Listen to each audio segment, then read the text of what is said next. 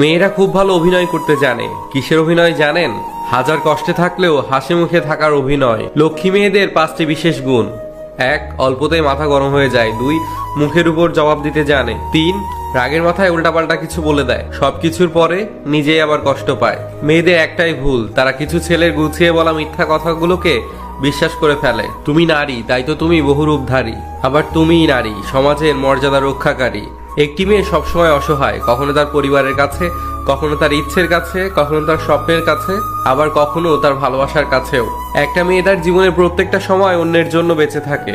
জন্মের পর তার বাবা মায়ের জন্য, বিয়ের পর তার স্বামীর জন্য, সন্তান হওয়ার পর তার সন্তানের জন্য। আসলে মেয়েদের নিজের জীবনের কোনো চাওয়া পাওয়া থাকে না। মেয়েদেরকে বলছি, তুমি যেটা চাও সেটা করো, লোকে কি বললো তাতে কান দিও না। কারণ তুমি যখন জন্মেছিলে তখনও লোকে বলেছিল, ইস মেয়ে হয়েছে। মেয়েদের দেওয়ার মতো উপহার হয়তো অনেক কিছুই হয়, কিন্তু সম্মান দেওয়ার থেকে বড় উপহার আর কিছুই হয় না। মেয়েদেরকে দায়িত্ব নিতে শেখাতে হয় না। নিজে ডিম ভেজে না খেতে পারা মেয়েটিও মা অসুস্থ হলে পুরো পরিবারের দায়িত্ব নিতে শিখে যায়। সকল মেয়েদেরকে বলছি, কিছু সময় বের করে নিজের জন্য বাঁচো। কারণ তুমি শত পরিশ্রম করলেও কেউ তোমাকে বলবে না অনেক পরিশ্রম করেছো, ক্লান্ত হয়ে গেছো, একটু রেস্ট করো। মেয়েরা শাসন পছন্দ করে, তবে সেটা রাগের গলায় নয়, আদর করে ভালোবেসে মিষ্টি গলায় শুনতে চায়।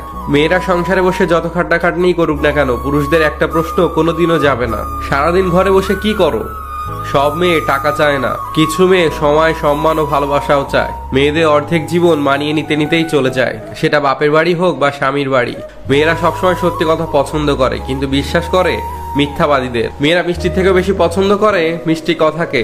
বিয়ের পরে কিছু কিছু মেয়ে এমনি এমনি নষ্ট হয় না, তাদের নষ্ট হওয়ার পেছনেও অনেক কারণ থাকে। ছেলেরা ভুলে যাবেন না, মেয়েরা কোনো সেক্স ডল নয়, তাদের আবেগ ও অনুভূতিও বুঝতে হয়। শুধু ভাত কাপড় আর এক বিছানায় ঘুমিয়ে থাকার নামই হাজবেন্ড ওয়াইফ নয়। হাজবেন্ড হতে হলে স্ত্রীর মন পড়তে জানতে হয়। শুধু ভাত কাপড়ের জন্যই বিয়ে নামক বন্ধনটা যদি হতো, তাহলে অনেক বাবাই তার রাজকন্যাকে অন্যের হাতে তুলে দিতেন না, নিজের ঘরেই সাজিয়ে রেখে দিতেন। স্বামী যদি 5টা মেয়ের সাথে সম্পর্ক করে, সেটা স্ত্রী জেনে যাওয়ার পরেও তার কিছুটা পাগলামির পর স্বামী যদি 2টা মিষ্টি কথা বলে, তাহলে সে সব ভুলে যায়। আর স্ত্রী যদি ফেসবুকে একটা বন্ধুও বানায়, তাহলে সম্পর্কটা ছাড়াছাড়ি পর্যায়ে চলে যায়। একজন স্ত্রী তার স্বামীর ভাগ অন্য কাউকে দিতে চায় না। মা তিনি যে তোমাকে জন্ম দেন, আর স্ত্রী সে যে তোমার জন্য জন্ম নেয়। মা তিনি যে তোমাকে সবকিছুর সাথে পরিচয় করান, আর স্ত্রী সে যে তোমার জন্য সবকিছু ছাড়তে পারে। মা তিনি যে তোমাকে সম্পূর্ণ করে, আর স্ত্রী সে যে তোমার জন্য সম্পূর্ণ হয়। মা হৃদয়, স্ত্রী স্পন্দন। নারী যখন কন্যা তখন সে রহমত, নারী যখন বোন তখন সে নেয়ামত, নারী যখন স্ত্রী তখন সে আমানত, নারী যখন মা তখন সে জান্নাত।